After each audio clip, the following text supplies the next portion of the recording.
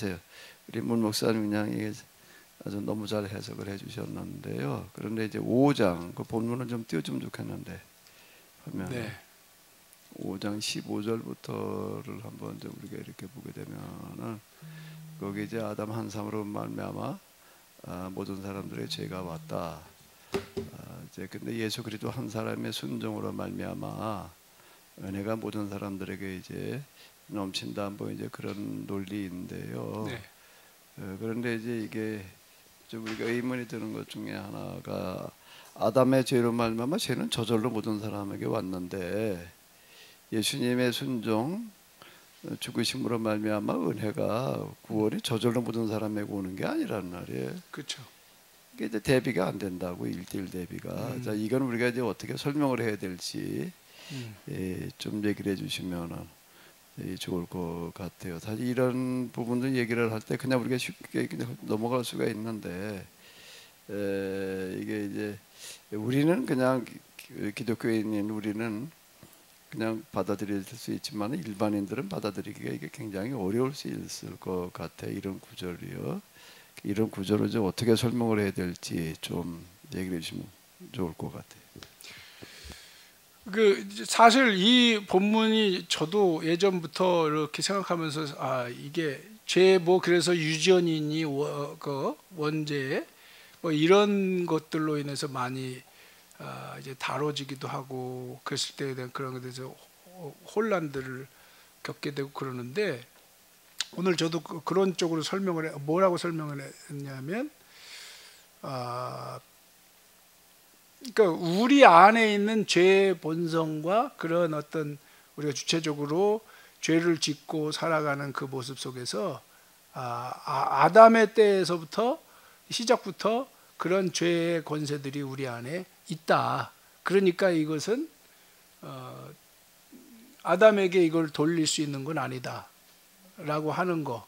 이제 그러니까 우리 죄 유전 그러고 하니까 마치 이제 우리의 잘못이 아니라 아담의 죄로 이제 넘기잖아요. 잘못으로.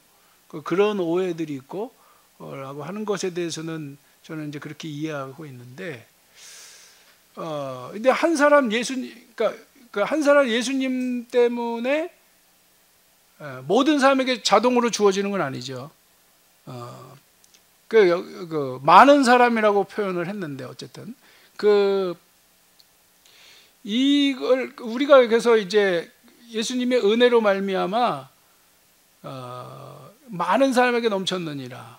그 은혜의 새로운 어떤 시대가 열렸다라고 저는 보고요. 그걸 또 응답하는 거에 의해서 결정되는 것이 아닌가 이런 은혜에 대해서 저는 이것이 이제 복음이 확장되어 선포됐을 때 그것을 우리가 여태까지 믿음의 법 이야기했습니다만은 이제 믿음의 법으로 응답하는 자들에게 주어지는 구원의 길이 아닌가라는 생각을 하게 되는데요. 그게 답변이 되는지 모르겠는데. 그런데 어쨌든 이제 우리가 이런 구절을 가지고 이야기를 하게 되면은 신앙이 없는 사람 입장에서는 아담의 죄 때문에 왜 우리가 이제 죄인이 되어야 되느냐, 모든 사람이 왜 죄인이 되어야 되느냐, 이제 이런 의문이 들 수밖에 없고.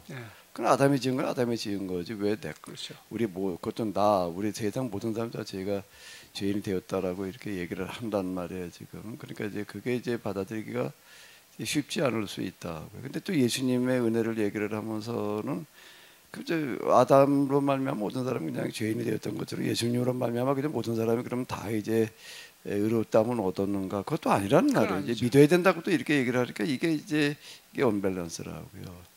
이게 그 부분에 대해서 우리가 뭐라고 좀 언급을 뭐 우리끼리 얘기하고 끝나면은 모르지만은 우리가 이런 부분에 대해서 뭐라고 얘기를 해야 될지. 이게 근데 저는 이렇게 생각이 돼요. 그래서 그러면 아담의 모습, 원래 아담이 사람이란 존재고, 그러니까 우리의 모습을 보는 거죠. 두 가지 모습. 사람에게는 저는 이런 질문을 우리 성경 공부 이제 우리 교회에서 할 때 얼마 전에 그런 질문이 나왔어요. 성선설이냐 성악설이냐 이렇게 질문이 나왔는데 뭐 어디 방송에서 보니까 성악설이 더 많더라고요. 성선설보다. 그런데 저는 두 가지를 다 이야기할 수 없다. 두 가지를 다 갖고 있는 게 사람이다라고 저는 생각이 들었어요. 하나의 가능성이잖아요. 그게 이제 하나님은 그 사람에 대한 무한 신뢰를 하시는 분 아닙니까? 근데 아담을 통해서 우리의 죄를 봐야 된다는 것이고, 예수님을 통해서 사람이 가야 할 길을 봐야 된다는 것이죠. 그 길을 열어놓으신 분으로 우리가 또 우리가 정말 감사함으로 그 앞에 응답해야 된다는 것이죠. 저 이런 식으로 이해해야 되지 않을까라는 생각이 드는데요.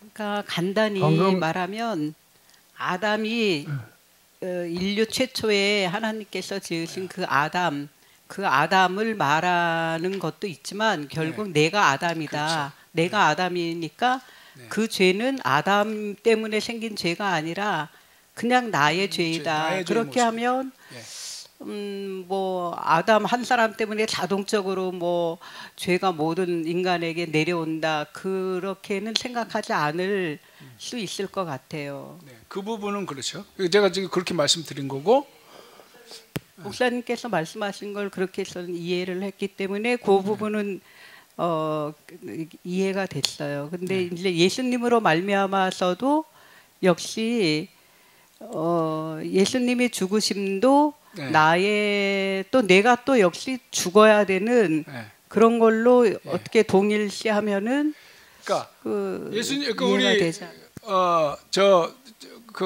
길동 목사님이 아주 그 부분에 대해서 그 장대 메인 노뱀 이야기를 통해서 예전에 많이 말씀하셨는데, 그게 이제 복음적으로 우리가 한번 예수님과 이제 통해서 보면, 그러니까 우리는 죽을 수밖에 없는 죄인이라는 것을 예수님을 통해서 보는 거죠.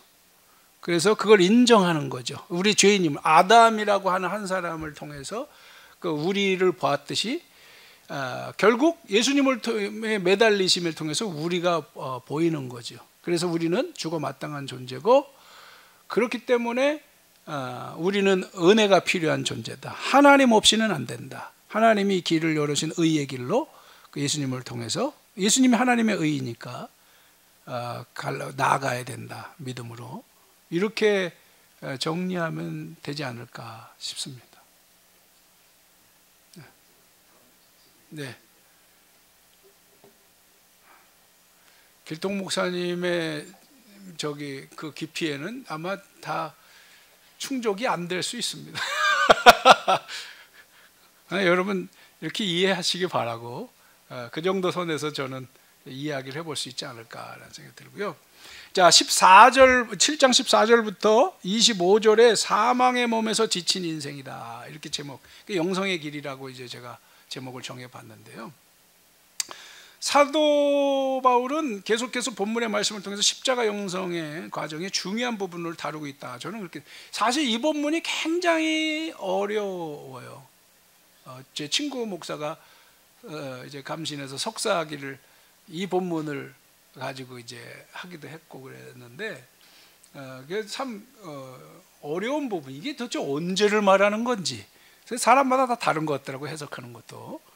저는 그래서 이제 굉장히 이걸 고민을 하고, 근데 길동 목사님도 언젠가 이제 굉장히 말씀하시는 걸 통해서 저도 그런데 굉장히 적극적으로 공감을 한 적이 있었고, 그래서 제가 나름 이제 이해하는 수준에서 한번 정리를 해봤는데요. 정말 영성의 길을 우리가 하나님께 드려져서 영성의 길을 이제 가잖아요. 이제 그렇게 의의 길로 이제 나가야 되잖아요. 의의 무기가 돼야 되잖아요. 그런 과정을 가는데 그냥 무기가 쉽게 되는 게 아니잖아요. 영성의 길을 갈 때 겪는 과정들이 있는데, 이 내적인 고뇌가 여기서 이제 보이는 것이죠. 이게 없이는 그 외적으로 힘이 생길 수가 없는 거죠. 내면에서부터 나오는 힘이. 믿음으로 신앙의 문을 통과한 사람으로서 우리는 이제 영성의 길을 가고 구원을 이루어내야 되는데, 그리스도인은 반드시 죄와 싸워야 된다. 이 누누이 케노시스의 핵심은 죄와의 싸움이고, 이게 성경에서 가르쳐주는 굉장히 중요한 교훈이죠. 자, 믿음을 통해서 그리스도인이 됐습니다. 새롭게 태어났습니다. 두 가지 의미가 있어요. 첫 번째로 갓 태어난 아기는 엄마와 아빠의 품에서 행복하게 그지없어요. 아까도 이런 말씀을 제가 잠깐 드렸는데 은혜와 사랑을 마음껏 체험하죠. 아마 성령 체험을 하신 분은 이게 어떤 것인지 잘 아실 겁니다. 저도 그런 시간들이 있었는데 동시에 다른 의미가 있어요. 아까도 말씀드렸지만 아기는 자라야 되지 거기서 멈출 수는 없는 거예요. 그러니까 제가 예전에 이런 질문을 받았어요. 어제 성경 공부 질문하는 자리였는데 그 외부에서 아이 구원을 받았으면 선물을 물건을 샀으면 끝이지 뭘 거기서 뭘 더 어떡하냐. 제가 근데 하나님이 지혜를 줬습니다. 물건을 샀다? 아니 우리는 생명체인데 어떻게 물건으로 우리를 대입합니까? 라고 제가 이제 우리는 생명체는 모든 생명은 자란다. 자라서 그게 온전하게 돼야지 정상이. 사람도 마찬가지지.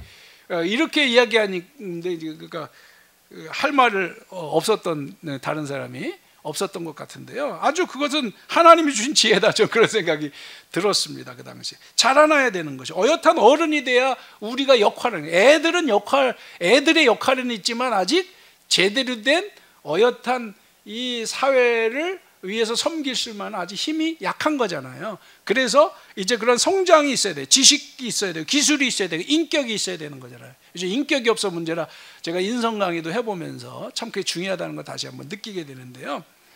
자, 이런 것들을 통해서 자기 것으로 만들고 그를 통해서 이제 사회의 일원으로서 어엿한 일원으로서 섬겨야 되는 것이죠. 영적인 세계도 똑같다라고 하는 거죠. 처음에는 정말 얼마나 그 행복감에 젖어서 우리가 길동무의 그 하비루가 길이 아니지 뭐죠? 비움의 길이죠. 비움의 길에도 그 잘 여러분도 이제 공부들을 하셨기 때문에 잘 아시겠습니다만 그런 과정이 잘 나타나 있는 거잖아요. 그 아이는 자라나야 되고 그 자라날 때 특징이 뭐라는 거예요? 자기의 죄가 보이기 시작한 거예요. 이게 이전에 다시는 죄 안 짓고 살 것 같았어요. 저도. 그런데 어느 순간부터니까 이게 아주 저 안에 있는 이 죄의 권세가 저를 괴롭히는데 이루 말할 수가 없더라고요. 지금도 마찬가지입니다만은 그런 과정들을 우리가 이제 거치게 되는 것이죠. 자, 옛사람이 다시 보이기 시작하는 거예요. 자, 그렇기 때문에 여기서부터 우리는 영적 싸움을 죄와의 한판 싸움을 해 나가는 수밖에 없다는 겁니다. 1차적으로 신앙생활은 죄와의 싸움이다. 계속 우리가 가슴에 새겨야 될 일이고 믿음으로 우리는 성령 세례를 받았지만 성령으로 말하면 우리가 성령 세례와 성령 충만 이런 아까 존 스타트도 이야기했는데 그런 책이 있어요. 그분이 쓴 책 중에 성령 세례와 성령 충만 사도행전을 가지고 이렇게 풀어서 한 책인데 아주 재밌게 제가 읽고 도움도 많이 됐던 기억이 있는데요. 이 구분해 놓은 거예요. 자라나야 된다는 메시지가 이 안에는 담겨져 있는 거죠. 결국 그래서 우리가 하나님의 형상 예수 그리스도를 닮는 과정에 우리가 이 성령 충만한 길로 나아갈 때 도달해 갈 수 있다. 그러니까 표현으로 하자면 이제 여러 가지 용어를 쓸 때 제가 이제 그런 일반적으로 많은 사람들이 쓰는 용어로 하자면 그렇다는 것이죠. 그래서 이게 구원을 이루어가는 길이다. 구원은 완성된 게 아니잖아요. 사도 바울도 뭐 빌립보서 2장 11절인가요? 12절인 거죠. 12절이죠. 두렵고 떨림으로 너희의 구원을 이루라. 이런 말씀하는 거. 뭐 그건 베드로도 역시 마찬가지고 계속 그런 얘기들을 하는 거잖아요.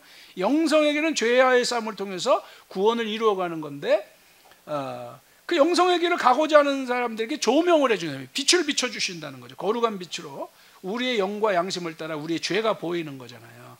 그래서 율법이 없었으면 내가 살았을 텐데 율법 때문에 죽게 되었다는 건 이런 차원에서 설명이 된다고 저는 봐요. 9절에서 전에 율법을 깨닫지 못해서 내가 살았더니 계명 이름의 죄는 살아나고 나는 죽었도다라고 계속 이런 어떤 우리의 영적 스트레스에 이제 받게 되는 것이죠. 그래서 이걸로 싸움이 이제 있어야 되는 것이죠.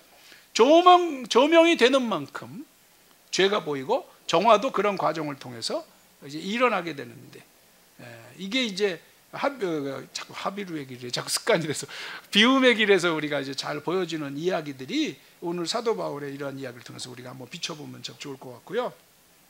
그러니까 예수님을 닮는다는 건 내가 거룩하니 너희도 거룩하라. 그러니까 거룩한 존재가 되어가는 것이죠. 우리가 이제 예수님 닮지 못하는 결정적인 장애가 죄 때문 아닙니까? 이것과의 싸우지 않으면 방법이 없는 건데 그래서 죄와의 싸움을 할수록 부딪히는 것은 죄의 권세가 어떻다는 거예요? 강력하다는 겁니다. 강력하다는 거예요. 이 참 힘들다는 거예요. 만만치 않다는 거예요. 자기 양심을 따라 살필수록 죄의 권세는 만만치가 않고 씨름하는데 쉽지 않고, 그래서 사도 바울은 하루아침에 이걸 깨달은 게 아니라 긴 시간 동안 여러 해 걸쳐서 이걸 경험해요. 길동 목사님은 40개월 동안 기도를 통해서 이런 걸 통해서 특별히 하나님이 어떤 이런 정리를 위해서 이 시대에 그런 영성의 과정도 정리시켜 주셨다고 저는 보는데요. 그 특별한 과정을 통해서 그걸 겪게 하셨지만, 또 사도 바울은 나름대로 이런 과정들이, 제가 뭐 그 속을 다 알 수 없고 그걸 경험 보질 않았고 또 기록도 없기 때문에 알 수는 없지만, 왜 여러분 한번 생각해 보세요. 사도 바울이 14년 정도를, 그러니까 본격적으로 이제 선교 여행을 떠나기 전에 있었다라고 하는 건 왜 그랬을까요? 이 준비의 과정이 얼마나 여러모로 필요했고, 여기에는 이런 영성 수련의 과정을 통해서 준비하는 시간도, 이런 것들을 정리하는 시간도 많이 필요했다고 저는 봅니다. 그렇잖아요. 일동 목사님이 93년도에 그게 어떤 하나님 체험을 통해서 시작을 하셔서 여기 30년, 만 30년이 된 거 아니에요 벌써? 우리가 뭐 30년 또 뭐 40년 그렇잖아요. 이런 얘기들 많이 나오잖아요. 성경에 40년. 옛날 남의 얘기인 줄 알았더니 요즘 보니까 우리 얘기더라고요. 그런 얘기들. 저도 뭐 은혜 체험하고 20년 벌써 됐는데요. 그게 하루아침에 툭툭 지나가는 게 아니더라고요. 긴 신강진태 시행착오를 통해서 이루어지는 과정들이죠. 이제와는 그런 게 좀 이해가 좀 더 저도 되는 것 같아요. 그러니까 이런 과정들을 우리가 거친다는 게 얼마나 중요한가라고 하는 걸 생각하게 되는데, 그 영적 싸움을 할 때 초기에는 행위의 죄로 인해서 씨름하게 된다. 여러분 우리가 이제 잘 정리하고 계시리라 보고, 저도 이제 용어들을 다시 한번 이제 기억하는 것으로 이제 한번 넘어가려고 하는데요. 정말 그런 모습들, 행위의 죄 뭘까요?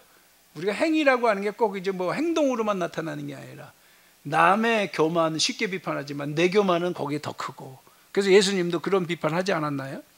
남의 이제 뭐 티끌을 보면서 내 들보는 보지 못한다라고 하는 거, 이런 말씀들 우리가 보게 되는데, 남의 눈에 욕심을 따라 사는, 얼마나 눈에 뵈는 욕심을 따라 사는 우리 자신을 보게 되고, 또 음란함의 문제는 얼마나 지금의 시대에 심각합니까?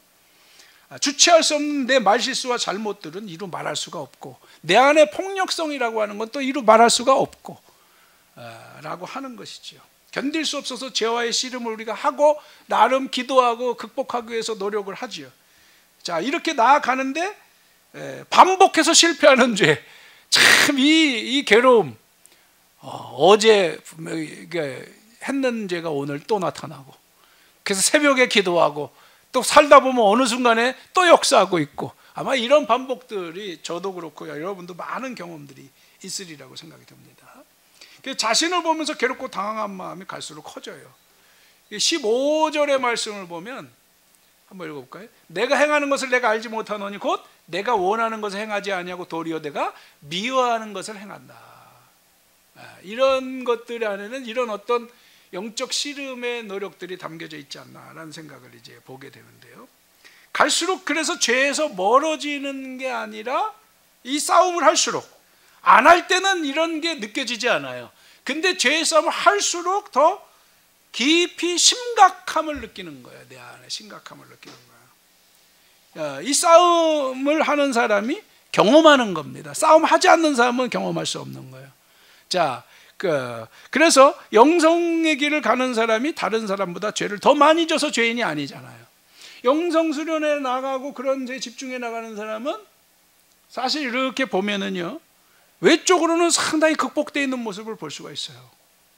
싸움을 할수록 행위적인 죄에서 멀어지게 되고, 참 저 사람은 참 본이 된다, 모범이 된다, 경건하다, 뭐 이런 거를 남들이 말할 수 있는 어떤 이런 모습으로 나아가죠. 캐노시스 안에도 그런 분들이 많이 있으리라고 저는 보여지고, 뭐 제가 누구다 말할 수 있는 건 아니고. 예.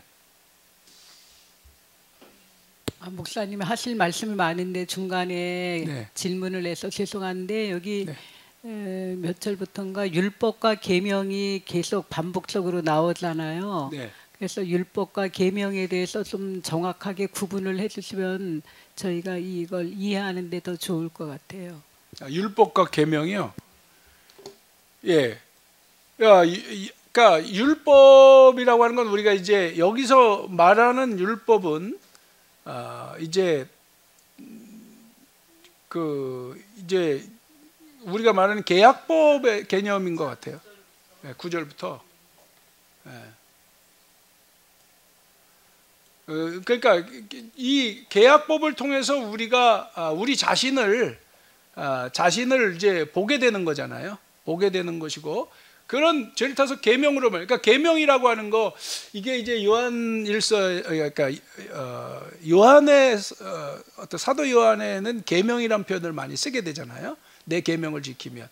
그러니까 이게 계약의 어떤 구체적인 우리에게 주시는 어떤 말씀들인 것 같아요. 좀 더 이게 이제 이렇게 얘기하는 게 더 적절하지 않을까.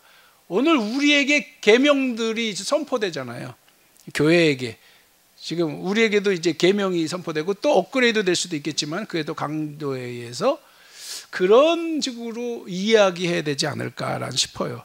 그 계명대로 사랑하라 그랬는데 그 사랑하는 구체적인 법이 계명을 지키는 게 사랑하는 거다 이렇게 말하거든요. 이제 사도 요한은 이제 그런 표현들을 쓰는데 계명을 지키는 거가 사랑하는 거다. 그 사랑하는 것의 범위가 굉장히 뭐랄까 우리가 계약 공동체 안에서 어떤 실천해 나가는 이런 것이 구체적으로 사랑을 실현해 가는 것이다. 저는 그렇게 이해를 하고 있거든요. 그러니까 예를 들어서 살인하지 말라를 7장 9절에 적용을 해보면 네. 그냥 구약에 그 살인하지 말라라는 것은 그냥 율법 조항이었고 예수님께서 말씀하신 살인하지 말라라는 것에는 남을 미워하지 않는 것도 그렇죠. 포함되는 네. 그거는 이제 계명이 계명의 되고 개념으로 좀 구체적으로 그렇게 볼수 있지 구분을 않을까. 하면 이게 다 적용이 될까요? 그런 식으로 이제 구분을 그렇게 해보면 이해되지 않을까 싶은데요. 저는 나중에 길동 목사님 혹시 생각 있으시면 말씀해 주십시오. 자, 그래서 우리가 이제 그 다음에 깊은 영성의 단계로 나아가는 데 있어서 사실 행위의 단계를 극복하는 것도 만만한 일은 아니잖아요.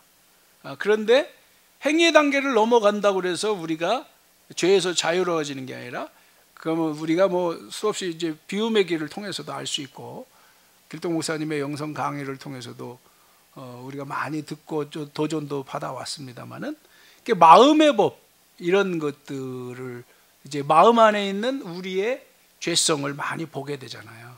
아, 내가 얼마나 이렇게 황폐한 존재인가, 정말 한심한 존재인가, 정말 얼마나 음란한 존재인가, 폭력적인 존재인가.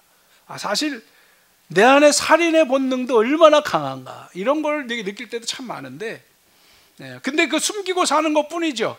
내 안에서 그런 역사들이 일어나는 거예요. 그 내가 겉으로는 그런 걸 절대로 하지 않고 하지 않을 그런 어떤 내 안에 또 이런 제어의 힘은 있다 할지라도 내 안의 본성에서는 계속 그런 게 때마다 역사하고 있는 걸, 내가 왜 이러지라고 하는 걸 우리가 이제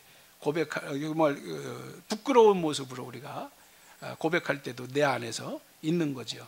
그러니까 두 마음이 있다는 거잖아요. 이런 모습들이 나타날 때 결국 이제 사도 바울은 이런 어떤 상태들을 어느 시점이라고 말할 수는 없겠지만, 제가 또 이런 걸 다 헤아릴 수는 없지만은 결국 이런 것을 이제 사도 바울은 결론적으로 그래서 깨닫게 된다는 거죠. 그러므로 내가 한 법을 깨달았노니 곧 선을 행하기 원하는 나에게 악이 함께 있는 것이다. 뭐 어떻게 해보려고 그러는데 안 되는 거예요. 갈수록 더 심각한 내 안에 있는 죄의 법에 의해서 그렇게 내 마음의 황폐함을 느끼게 되고 죄의 권세를 보게 되는 것이죠. 그래서 영성이 아주 깊어질수록 더 내면에 이렇게 집중하게 되고 그런 내 모습이 더 적나라하게 드러나게 된다라고 하는 겁니다. 갈수록 나는 죄악에 사로잡히게 된다. 그래서 21절에도 21절, 20절인가요? 20절에도 이렇게도 여러 가지 표현들 하고 있는데, 만일 내가 원하지 아니하는 그것을 하면 이는 행하는 자는 내가 아니요 내 속에 거하는 죄다, 이렇게 표현하는 거예요. 이런 이야기들은 자기 속에 있는 거하는 죄를 회피하려고 하는 것이 아니라 자기 자신이 죄인의 괴수라고 하는 것을 인정하는 것이고, 마귀의 본성을 가진 존재라고 하는 것을 인정하고 있다. 저는 그렇게 이제 보여집니다. 결국 그래서 고백하지 않을 수 없는 자신의 이런 상태들을 이야기하면서 이게 어쩔 수 없다는 거잖아요. 나 안에는 이 두 가지의 역사가 있는데 항상 죄의 권세에 나는 굴복할 수밖에 없는 나의 한계. 그래서 자기를 부정할 수밖에 없는. 그래서 결론적으로 이제 23절, 24절을 다시 한번 이제 결론으로 맺는 거죠. 이게 내 속사람으로는 하나님의 법을 즐거워하는 마음이 있어요, 한편으로는.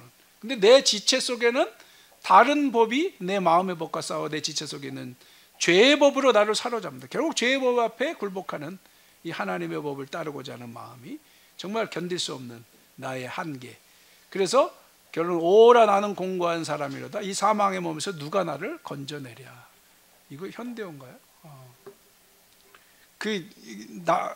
나는 비참한 사람이, 공고한 자로다, 비참한 사람입니다 라는 표현이잖아요. 이 세 번역을 보면 비참한 사람이다 라고 하는 거죠. 그러니까 결국 이렇게 탄식할 수밖에 없는 이런 존재 의식을 보게 되는 겁니다. 여기서 깨닫게 되는 건 자신이 가장 비참한 사람이라고 탄식하는 단계가 우리가 이제 영성적 단계에서 볼 때 주님을 만날 수 있는 단계라는 것이죠. 주님께 가장 가까이 온 사람이고 최고의 영성의 단계가 이제 거의 도달했다라고, 이제 제가 아직 안 가봐서 이거를 확신 있게 말씀드릴 수는 없습니다만은 제가 배운 걸로 이제 저는 말씀드릴 수밖에 없는데, 가장 비참한 자신을 보는 사람, 자신의 최악을 보는 사람, 그것이 하나님의 거룩함을 보는 것이다. 그래서 자신을 제대로 봤을 때 하나님의 얼굴과 얼굴을 맞대고 배없는 그런 단계에 이르게 된다. 그러니까 최상과 최악은 한 가지인데요. 왜 그럴까? 내가 최악이니까 하나님의 최상이심이 보이는 거다, 이렇게 깨달아지는 것이죠. 그래서 자기 부정을 통해서 하나님이 이제 보이는 것이고, 절대 은혜가 무엇인지를 그때서야 아는 것이 아니에요. 우리가 절대 은혜를 모르는 건 아닌데, 나름 지식이나 나름의 경험을 통해서 성령 세례를 받았을 때도 정말 나의 부정과 하나님의 은혜가 얼마나 큰지 우리는 경험하잖아요. 어떤 그런 상태가 있는데 나중에 알고 보면 또 그런 걸 다 잃어버리게 되고, 또 죄를 보면서 싸움의 과정을 통해서 이제 결국에는 그 자리까지 다시 가게 된다. 저는 그렇게 이해가 되고요. 그러다 보니까 이제 절대 은혜에 이르기까지는 결국 나의 그 최악의 모습, 오늘 바울의 표현을 하면 비참한, 나는 비참한 사람입니다 라고 하는 이런 선언은 바로 그런 모습을 잘 보여주고 있지 않나, 그런 생각을 들게 됩니다. 자, 그 다음에 이제 그래서 이제 8장으로 넘어가는데, 우리가 8장까지 보려고 그러는데, 그 제목을 성령을 예? 질문이 있습니다. 네네네. 여기 저 죄의 법이 나오는데요. 죄의 법. 네네. 내 안에 죄의 법. 네. 죄의 법. 그 죄의 법에 대해서 제대로 해석이 돼야 될 것 같은데요. 죄의 법에 대해서. 내 안에 있는 죄의 법. 네, 죄의 법이라고 하는 것이 나를 사로잡고 있다. 예, 나를 사로잡고 있다. 여기 있죠. 내 지체 속에 있는 죄의 법. 그러니까 결국 이거를 제가 좀 아까도 그런 식으로 말씀을 드렸는데, 나의 안에 있는 죄의 권세, 마귀의 권세가 나를 지배하고 있다. 그래서 나는 영원히, 그게 다른 게 아니라 나다라고 하는 것이고요. 그렇기 때문에 나는 스스로 구원의 그러니까 의에 이를 수 없고 나는 불가능한 존재다. 그래서 자기를 부정하게 하는 그러한 깨달음을 얻게 하는 그런 권세를 영적인 경험을 통해서 고백하고 있는 것이 아닌가. 그런 혹시요. 네. 죄를 네. 죄의 개념을 이 당시 사람들로 하여금 그 죄라고 하는 개념을 그동안 계약법대로 살지 못하고 유대인의 율법 조항으로 살았잖아요. 네.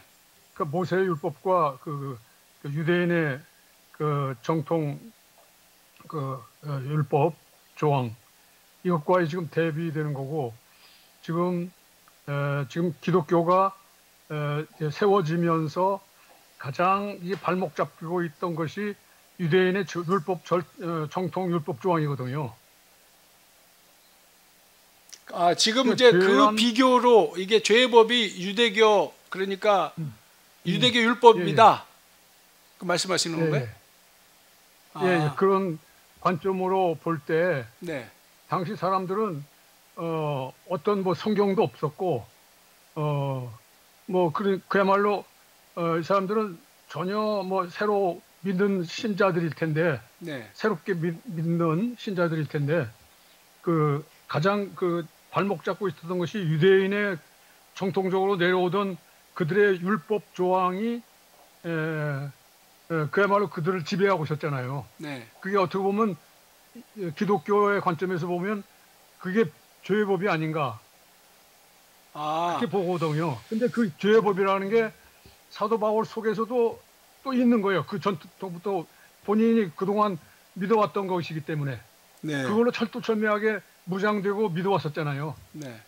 그렇기 때문에 지금 우리가 죄라고 하는 개념을 정의할 때 계약법을 지키지 않는 게 죄라고 우리가 배웠거든요. 무슨 뭐 이 죄라고 하는 게 뭐 윤리도덕의 그런 죄 차원이 아니라 말 그대로 법이신 하나님인 그 법 자체를 법대로 살지 않고 어떤 유대인의 율법 조항으로 살았다는 거 그게 바로 죄의 법이 아닌가 그렇게 해석해야 되지 않을까 하는 생각이 들고 그 당시 사람들에게는 그렇게 이 서신서가 그런 식으로 접근이 되어서 그들이 그런 죄의 법이라고 하는 개념을 이렇게 죄의 법이다 이렇게 말했을 때 그렇게 받아들여야 되지 않을까 하는 생각을 해봤습니다. 예, 근데 이게 맞는 건지. 예, 근데 이 지금 7장에서 말하는 어떤 영적 위치라고 하는 게 있는데 아까 이제 지금 장로님 말씀한 거는 우리가 이제 2장에서 유대인들의 죄에 대해서 다루고 있잖아요. 1장이 이제 이방인들의 죄고 거기서 유대교 율법의 어떤 그런 차원에서 이제 주로 다루고 있다고 한다면 이거는 이제 그러니까 우리가 예수님을 믿고 나아가는 과정에 있는 상태에서 어떤 경험하는 거라고 저는 보거든요. 이것이 그렇기 때문에 이거는 이제 굉장히 영성의 길을 가는 데 있어서 내 안에 있는 내가 하나님의 계약대로 좀 아까 우리 사모님 말한 계명대로 주어진 계명대로 살고자 우리가 씨름해 가지만 그런데 내 안에 뭔가가 내 안에 있는 죄의 권세가 내가 그렇게 살지 못하게 만든다는 거예요. 그보다 더 강력한 권세로 내가 얼마나 끔찍한 죄인인지를 드러낸다는 거예요. 그 거울이 바로 죄의 법이라고 좀 표현했다고 보거든요. 그러니까 우리 안에 있는 마귀의 본성 뭐 이런 거지요. 그러니까 그런 걸로 여기서는 봐야 되지 않을까 저는 싶어요. 이게 그 영성 과정을 설명하는 것이 그러니까 나름 풀어가고 있는 것이기 때문에 신앙의 과정. 그러니까 그리스도인의 과정을 말한다고 좀 보거든요. 이것이 이제 어떤 분들은 꼭 그렇게 얘기를 안 하는 분들도 있어요. 그러니까 보통 이제 구속신앙 안에서는 지금 우리가 이렇게 말하는 거로 보지 않는데 저는 이거에 굉장히 영성적인 메시지라고 보거든요. 그렇기 때문에 그걸 다시 유대교 율법이라고만 굳이 말할 수 있는 것이 아니고 내 안에 있는 죄의 본성 이런 걸 죄의 법이다라고 이야기하고 있다. 저는 이렇게 봐야지 더 적절하다고 생각이 듭니다. 예, 알겠습니다. 네. 자, 그리고 이제 그래서 결국 그런 우리에게 뭐가 나오냐면 이제 8장에 보면 성령을 따르는 삶이라는 게 있는 거죠. 그러니까 두 마음의 갈등 속에서 붙들려 괴로워하던 성도의 심정에 새로운 변화가 찾아오게 되는 그래서 이제 본문이 나오게 되는데 8장 1절 2절이죠. 그러므로 이제 그리스도 예수 안에 있는 자에게는 결코 정죄함이 없나니 이는 그리스도 예수 안에는 생명의 성령의 법이 죄와 사망의 법에서 너를 해방하였음이라. 이렇게 이제 말씀하고 있거든요. 그렇습니다. 그래서 우리가 감사한 것은 하나님께서 이런 철없는 우리의 연약한 신앙을 기다려 주신다, 이런 생각이 드는 거예요. 그래서 아이들이 철들 때까지 부모가 기다려 주잖아요. 그죠? 여러 가지 시행착오, 부족함, 잘못, 실수. 그런데 그 정성을 다해서 키워주듯이 하나님 아버지도 우리를 향해서 같은 사랑으로 이끌어 주신다. 그래서 철저한 세속의 권세, 죄의 자아를 죽이고 거룩하고 완전한 존재로 세워지기까지 훈련하고 준비시켜 주신다, 이런 생각을 하게 됩니다. 그래서 감사하기도 하고, 그래서 예수님의 영이신 성령께 의지돼서 몸의 행실을 죽이는 훈련에 집중해야 돼요. 그러니까 우리가 아까 7장에서 씨름하는 것은 능동적, 그러니까 우리 길동무 목사님의 용어로 표현하자면 뭐라 그러죠? 갑자기 능동 뭐라 그러는 거지? 갑자기 왜 용어가 갑자기 정확히 생각이 안 나죠? 능동적 정화죠? 능동적 정화. 능동적 정화의 개념이라고 볼 수 있을까? 거기서 그 한계에 이르렀을 때 하나님의 어떤 임재와 도우심을 통해서 수동 정화의 상황으로 들어가게 되는 것이고, 그런 가운데서 우리가 이제 성령으로 이제 본격적으로 인도받게 되는 이런 과정을 이제 지금 비춰주고 있다는 것이죠. 그러니까 8장으로 넘어오는 이런 과정들이 그것을 보여주고 있다. 결국 자신은 비참한 자다, 이렇게 선언하는 바울에게 역시 예수 그리스도의 영이신 성령의 그 생명의 성령의 법이 자기를 해방하였음에 자유를 느끼고 그 권세를 경험적으로 이건 고백한다고 저는 보는 거예요. 이게 그렇게 해석해야 된다고. 경험적으로 이렇게 선언하는 거예요. 그래서 이제 하나님, 이제 내가 하는 게 아니야. 그걸 완전하게 이제 그는 절대 자기 부정이 왔기 때문에, 이건 아까 사도 바울이 우리가 뭐 갈라디아서 2장도 읽고 제가 했습니다마는 그런 상태, 바울의 그런 상태들을 이런 데서 잘 보여주고 있는 것이 아닌가, 체계적으로 보여주고 있는 것이 아닌가라는 생각이 들고요. 그래서 이제 그런 사람들에게 주어질 때 4절, 5절 이게 저기가 더 좋던데.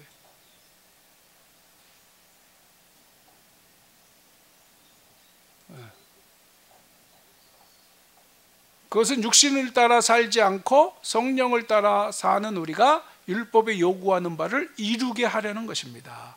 그러니까 이제 율법이 요구하는 걸 이룬다는 거예요. 육신을 따라 사는 사람은 육신의 것을 생각하나 성령을 따라 사는 사람은 성령에 속한 것을 생각합니다.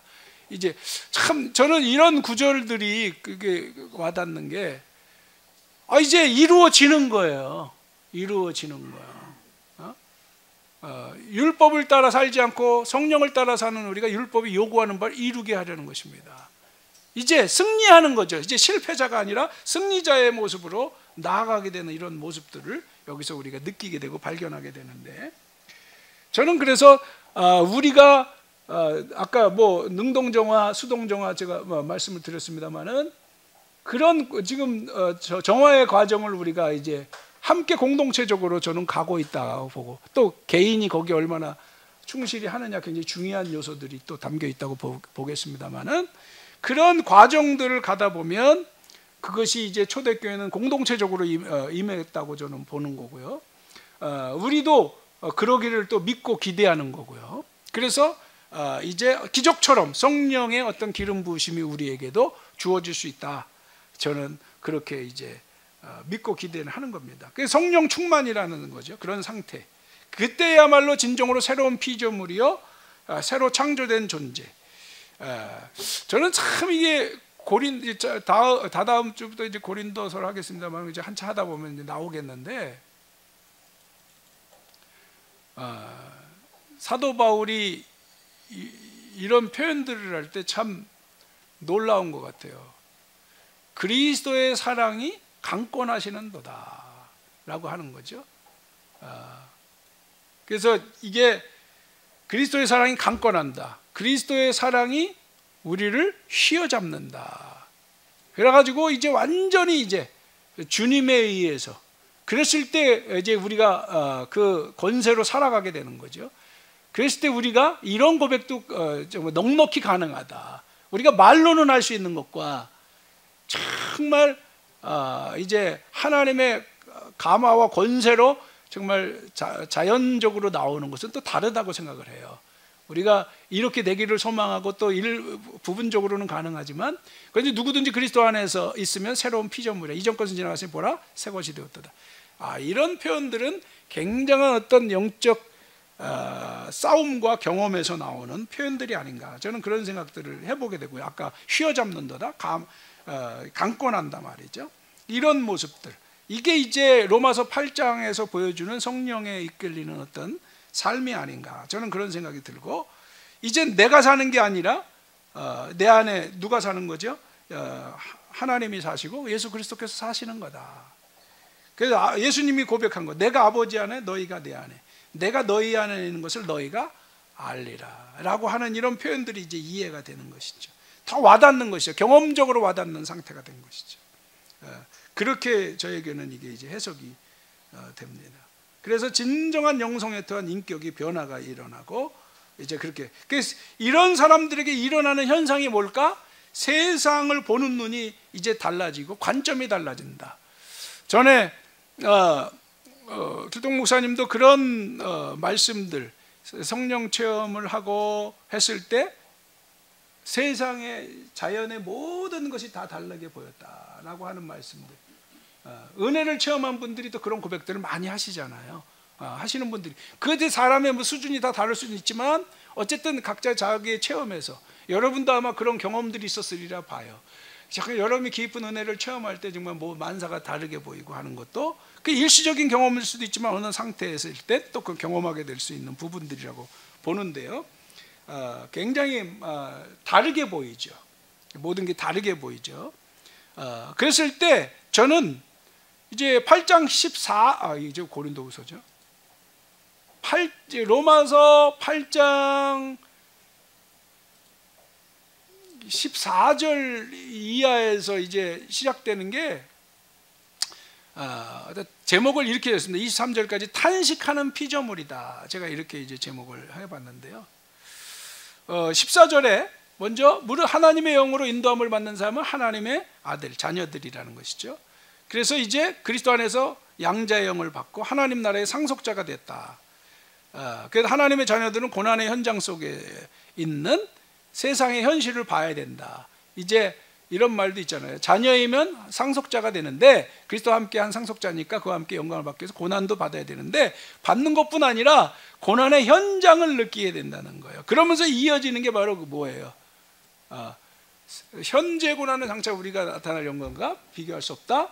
피조물에 고대하는 바는 하나님의 아들들, 하나님의 자녀들이 나타나는 것이다. 여러분이 많이 이 구절들을 많이 이제 들으시고 묵상해 보셨을 거라 생각하는데요.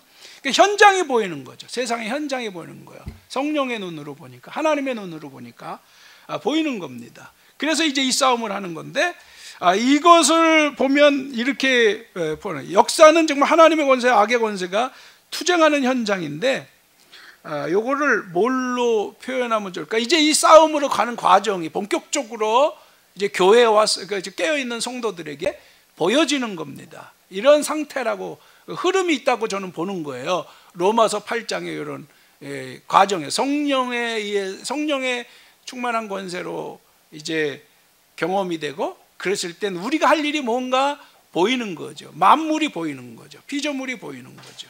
그래서 이제 이들을 위해서 씨름해 가는데, 여러분 D-Day란 말 우리가 많이 쓰잖아요. 디시전 데이잖아요. 결정의 날. 이게 이제 언제로 제일 많이 표현되냐면 2차 대전 때 노르망디 상륙작전, 밀리고 있다가 역전을 시키는 거예요. 그러니까 D-Day는 우리가 새로운 성령의 삶으로 이제 나아가는 어떤 단계를 D-Day라고 말해 볼 수 있다면 D-Day가 되는 거예요. 그런데 D-Day는 끝난 게 아니잖아요. 이제 새로운 역전의 시작이잖아요. 성령으로 새롭게 출발하는, 그래 영적 과정과 훈련을 통해서 무장된 하나의 공동체적으로도 그 가능한 거고, 개인도 마찬가지겠습니다만은, 그런 과정으로 우리의 역전을 시켰을 때 그런데 그게 이건 또 다른 시작이잖아요. 이제 승리를 향해 막 진군해 나가는 거잖아요. 그 끝까지 승리는 언제예요? 베를린이 함락돼야 되는 거잖아요. 그렇죠? 이때까지 영적 싸움을 하는 거잖아요. 마찬가지로 그걸 V-Day라고 표현하잖아요. 빅토리 데이. V-Day라고 하는 건 결국 우리가 이때까지 우리는 이제 나아가는 것이죠. 계속해서 진군해 나아가는 것이죠. 그러니까 계약을 맺고 구원을 경험했고, 그리고 이제 이런 영적 과정을 통해서 이제 우리가 하나의 단계를 넘어선다. 그거는 또 하나의 시작이 되는 거야. 사역의 본격적인 시작이 된다. 그래서 아직 완전 승리는 아니기 때문에 우리가 공동체적으로 함께 그 길을 나아가는 거죠. 여기서 이제 엄청난 고난도 이제 우리는 겪어야 되는 것이고요. 그래서 다시 말씀드리지만 우리가 이제 눈이 새롭게 열리고 그랬을 때는 이제 우리의 사역을 뭘 해야 되는지가 보인다. 그러니까 좀 아까 봤지만 탄식하는 세 가지가 있는데요. 오늘 이 이후에 벌어지는 18절부터 22절에 그 지금 어디죠?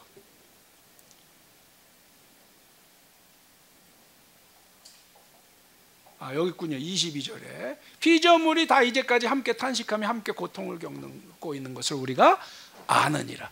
피조물의 탄식이에요. 구원을 갈망하는 거예요. 하나님의 사람들을 기다리는, 교회를 기다리고 있다는 거죠. 오늘 우리가 이야기한다면 이걸 위해서. 지금 오늘날에 이것이 얼마나 심각합니까? 메르스, 사스, 이제 아주 그냥 온 세계를 뒤집어 놓은, 진짜 뒤집어 놓은 코로나, 무서운 바이러스. 앞으로는 더 무서운 것이 또 올 수도 있고. 저도 얼마 전에 코로나 걸려서 코로나 맛을 살짝 봤는데요. 자, 이게 그걸 더 세게 겪으면 얼마나 힘들었을까? 뭐 이루 말할 수가. 저도 다 모르는 거잖아요. 그 정도는. 그걸 몇 날 며칠 겪은 분들은 앞으로는 그보다 더한 일들이고 돌아가시는 분이 얼마나 많았습니까? 또 지금 뭐 태풍 때문에 뭐 우리 주변에도 난리예요. 미국도 난리고 뭐 중국도 난리고 일본도 난리고. 우리나라는 올해 그래도 그네도 잘 피해 갔어요.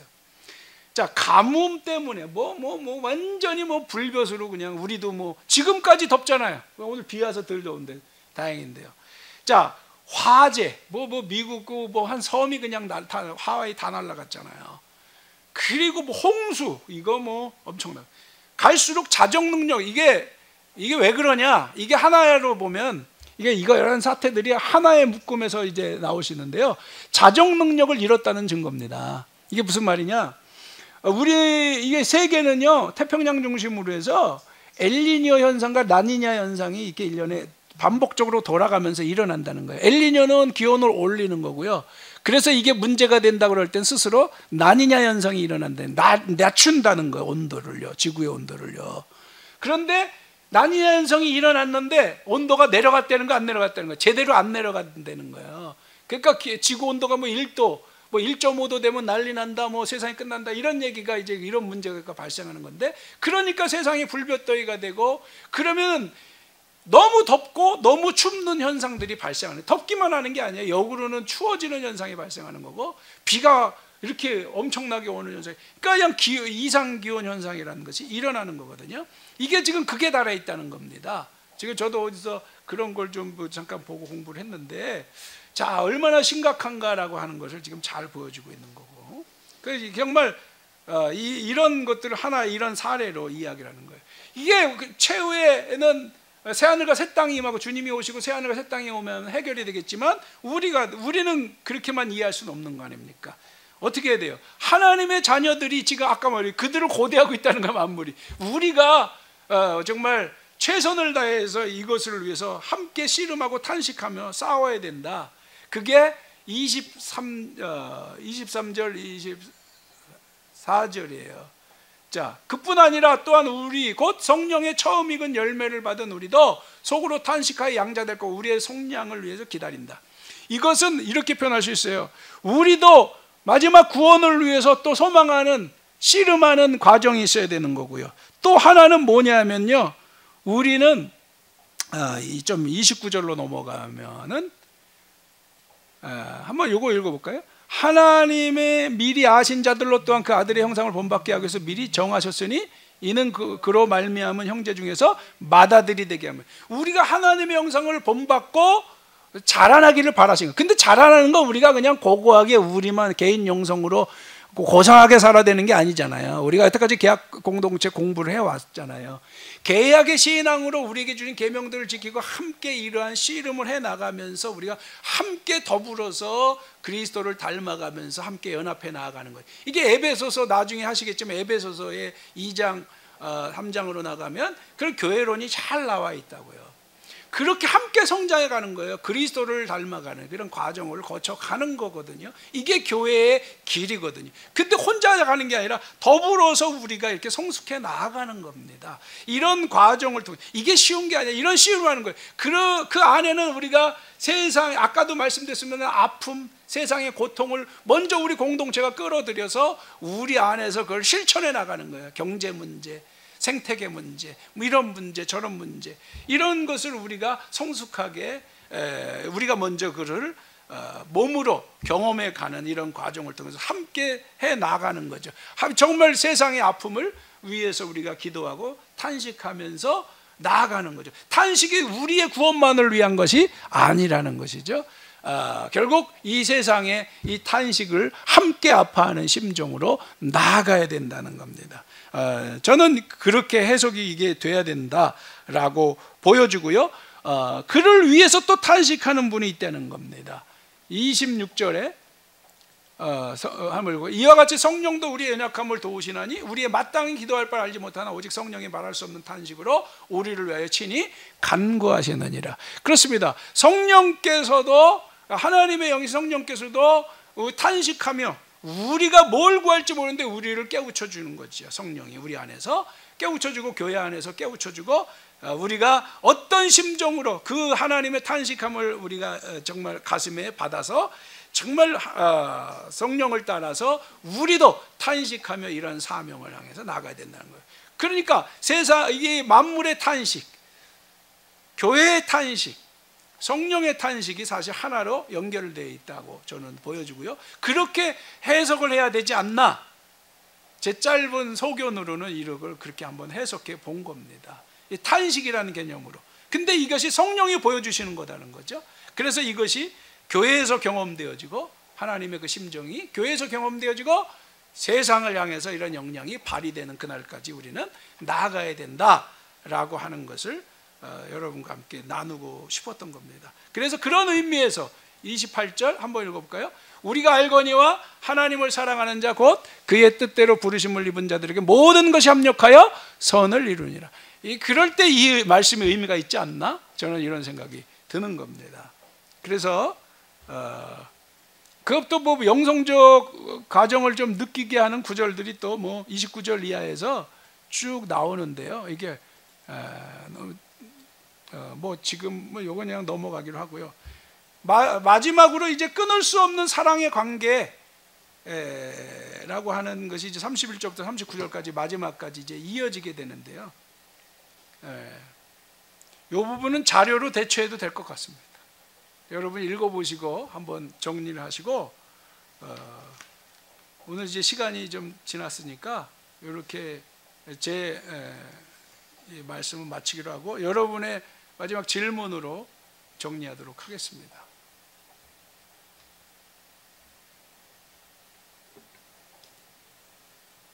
로마서를 얼떨결에 다들 말씀 안 하셔서 내가 얼떨결에 로마서 한다고 그랬다가 첩타로 걸린 것도 부담되지만 로마서 이런 부분들이 신앙적인 과정 이런 것들 이 누추한 깊이로 다루려고 하니까 사실 걱정이 많이 되어 왔고요.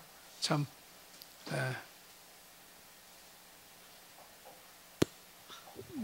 본문 몇 절인지 확실히 기억이 안 나는데 목사님 앞에 7장에 네네네. 중간쯤이었던 것 같아요. 무슨 말씀이죠? 아니다. 8장이었던가? 어떤 내용이에요? 말씀하시죠. 어떤 이야기? 예. 허무한데 죄의 율법이 허무한데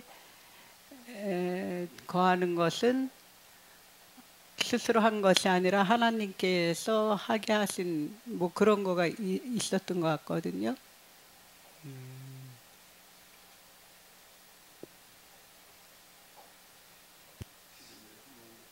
피조물이 허무한데 굴복하는 것은 8장이네 그러면. 여기 요거. 예, 거기에서 피조물이 허무한데 굴복하는 것은 자기 뜻이 아니요 오직 굴복하게 하시는 이로 말미암음이라. 이게 무슨 의미인지 잘 모르겠어서 질문합니다. 요 구절 글쎄요, 이걸 어떻게 해석해야 되겠죠? 굴복하게 하시는 이로 말미암음이라. 이 굴복하게 하시는 일을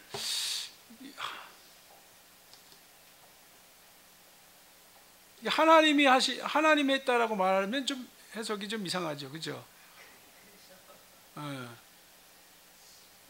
하시는 이다. 그런 이게 세 번역에 뭐라고 그랬죠? 하시는 그분이 그렇게 하게 하신 거다. 그러나 소망은 남아 있습니다. 이게 그렇게 표현했나요? 그게 하나님의 경륜 안에서 이제 세상이 이렇게 어떤 사람의 죄성과 이런 것으로 인해서 피조물까지 같이 물려 들어가잖아요. 같이 이제 어떤 아픔과 고통, 탄식의 길로 이제 접어들게 되는데, 그런 것도 하나님 안에서 지금 이루어지고 있는 건데, 하나님은 결국 이것을 구원하실 거지만 지금은 그런 어떤 죄의 권세에 의해서 이렇게 되고 있지 않나, 이거를 이런 식으로 표현하고 있지 않나 싶은데요. 저는요, 네. 이 당시 로마인들이 지금 이 바울의 서신서를 받아듣고 네. 이 말씀을 들으면서 네. 지금 어떤 분이 지금 읽을 거 아니에요. 이 그렇죠. 로마서를. 네. 그러면 거기 앉아 있는 수많은 그 로마인들이나 뭐 유대인들도 있을 거고, 또 이제 뭐 여러 뭐 사람들이 다 이방인들도 있을 거고. 네. 예를 들어서 어느 귀족의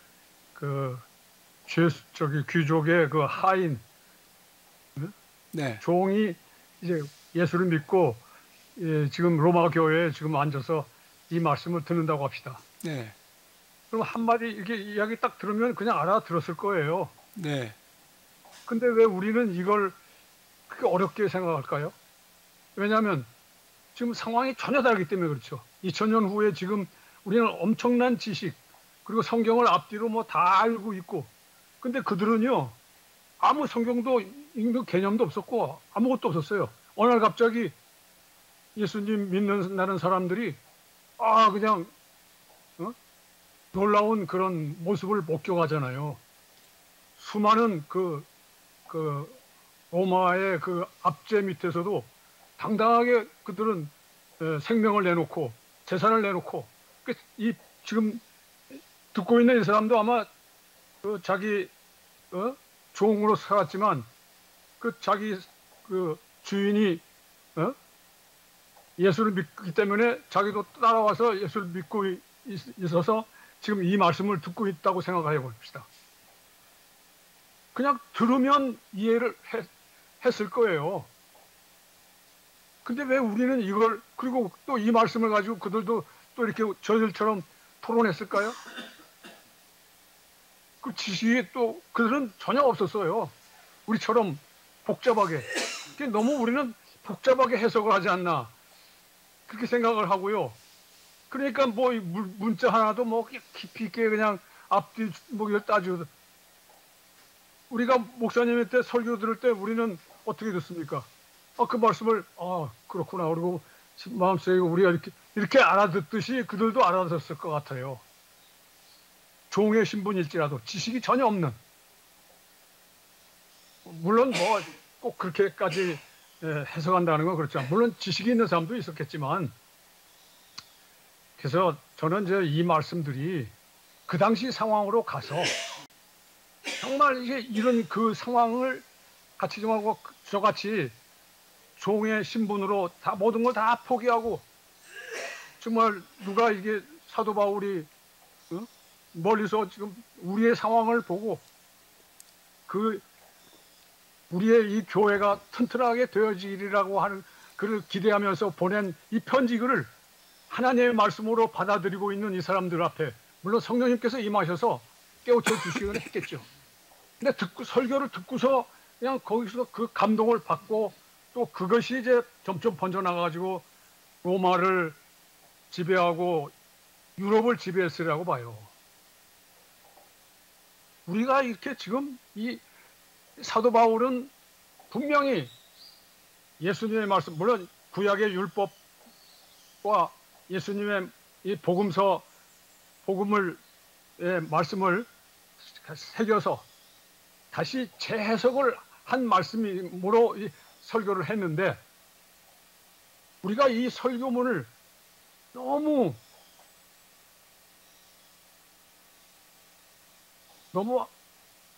비중을 너무 그냥 크게 두는 것도 좋지만 그 당시 재해석일 뿐이에요. 물론 지금 이 시대에 다시 재해석해야 할 필요가 있죠. 부분. 근데 그 당시 상황으로 한번 우리 가자는 거죠. 가보면 이게 그냥 그대로 이해가 되지 않았을까? 우리가 그래서 그 기록단 당시의 상황으로 간다고 하는 거. 일단 그렇게 해서 우리가 이걸 해석하고 전체를 봐야 하지 않을까. 그러면 저절로 다 해석이 되지 않을까요? 뭐 부정 허무한데 굴복한다. 분명 우리는 그 당시 뭔가 굴복을 당하고 있었잖아요. 어마어마한 그 압제 밑에, 그 칼 밑에, 그리고 당하고 있었고 그런 상황에 우리가 가서 이 말씀을 들으면 답이 저절로 나오잖아요. 너무 우리가 현학적으로 너무 이걸 깊이 있게 가느지 않나. 좀 무리한 오히려 지나친 해석을 하는 것 같아요. 이상입니다. 글쎄 뭐 지나친 해석이다 그런데 어쨌든 뭐 제가 본 관점이고요. 제가 본 관점이기도 하지만은 제가 개혁 신앙을 하면서 제가 보게 된 부분들이 있고요. 뭐 제가 뭐 길동 목사님의 한 대로 똑같이 이야기하는 건 아니고 전 길동 목사님이 로마서를 강의하는 걸 들어보지도 못했고 그렇긴 하지만 지금 제가 말씀드리고자 하는 건 본문이 자리가 어떤 자리냐, 우리의 신앙의 영성이 어떤 자리냐. 근데 여태까지 구속신앙에서는 이런 것들 그냥 하나의 그냥 오직 믿음의 법을 증거하기 위해서 주로 선언했던 이야기들이거든요. 그런데 지금 제가 6장, 7장 쭉 이야기한 거는 지금 그 당시 사람들도 알았지만 여러분도 글쎄 다 알아들을 수 있었으리라 생각이 드는데요. 십자가의 도가 뭐냐? 결국 내가 죽은 거다. 그거 어려운 얘기 아니잖아요. 그걸 제가 쭉 흐름을 따라 설명한 거고요. 전 뭐 받아들이는 분 따라 다르다고 생각하지만 어려운 게 아니에요. 7장이라고 하는 거 길동 목사님도 이 부분은 굉장히 중요하게 다루고 공감하는 부분이라고 저는 보는데요. 제가 설명을 한 개는 있지만 7장의 중요한 핵심은 우리가 그리스도인의 영성의 과정을 말하고 있다는 거예요. 8장의 얘기까지. 그래서 중요하다는 겁니다. 근데 이 부분을 지금 오늘날 기독교가 쉽게 이야기한다는데 결코 쉽지 않죠. 우리가 영성 과정 지금 추구하는데 얼마나 어렵습니까? 근데 그거를 우리가 그래서 또 이렇게 잘 설명하고 있다는 거를 발견할 때 오히려 저는 감격스럽고 은혜가 되는 말씀이거든요. 그리고 그런 은혜와 성령의 경험을 통해서 또 이 피조물의 현실을 볼 수 있다는 거 하는 거, 그런 눈을 갖게 된다는 거. 저한테는 그렇게 해석이 됐는데 오늘 아까 17절, 18절 이하에서부터 이제 제가 다룬 내용들인데 그거는 뭐 사람마다 달리 해석할 수도 있겠습니다만 저한테는 그렇게 보였다는 거고 그랬을 때 우리가 이게 사명의 관점에서 볼 때 정말 성령의 사람이 성령의 공동체가 어떤 심정으로 나아가야 되는가. 길동 목사님 계속 말씀하는 거 아닙니까? 만물의 구원, 만물의 피조물의 구원. 저는 그런 관점에서 해석한 거예요, 이거를. 그게 어려운가요? 저는 그렇다고 생각은 안 하는데. 그렇게 설명을 한 겁니다. 사실은 제가 설명이 부족해서 어렵게 느껴졌다면 그 뭐 죄송하고요.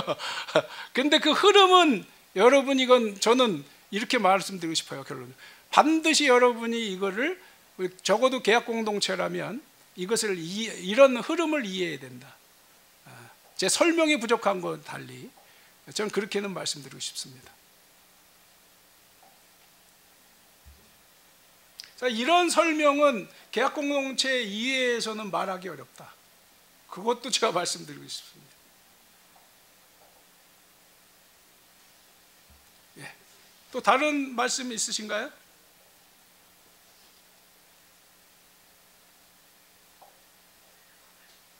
네, 없으시면은 오늘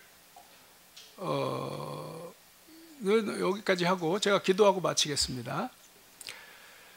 사랑해 주님 감사합니다. 오늘 우리가 로마서 두 번째 시간을 다루었습니다. 우리가 믿음의 법으로 이제 주님의 의의 길로, 의롭다 인정하시는 길로 인도받고 구원의 반열에 들었는데, 그런 우리가 어떤 길로 나아가야 될 것인가, 바울이 로마서의 이야기를 통해서 한번 다루어 봤습니다. 부디 원하옵기는 우리가 성령으로 충만한 공동체, 그런 계약 공동체가 되기를 소망하고, 그 눈으로 우리가 함께 공감하면서 이 세상과 우리 현실을 바라보고 사명으로 깨우고, 그래서 헌신하고 충성하는 데 연합할 수 있도록 우리 가운데 함께 해주시기를 바랍니다.